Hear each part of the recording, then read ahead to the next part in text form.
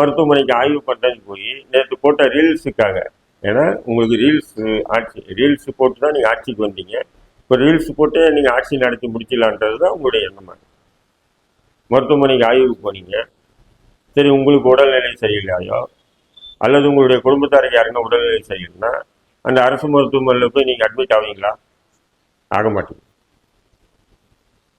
நீங்கள் போய் பெரிய தனியார் மருத்துவமனையில் தான் அட்மிட் ஆவீங்க.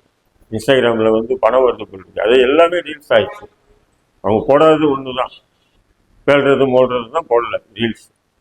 அதையும் கூட போகிற போக்கு பார்த்தா அதையும் கூட போட்டுருவாங்க போயிடுது. அவ்வளோ ரீல்ஸ் போகும். ஏன்னா அந்த ரீல்ஸில் தான் அவங்க என்ன பண்ணாங்க, ஆட்சியை பிடிச்சாங்க. இந்த இளைய சமூகம் ஏதோ அவங்களுக்கு வாக்களிச்சிட்டாங்க. அந்த இளைய சமூகம் வாக்களித்தாங்கன்னா அந்த மக்களுக்கு நாம் என்ன செய்ய போகிறோம்? உங்களை நம்பி தானே வாக்களித்திருக்காங்க. அவர்களுக்கு அரசு வேலை கொடுக்கறதுக்கு உண்டான வழிவகையில் என்ன செய்யணும், அதை பற்றி எல்லாம் அக்கறை இல்லை.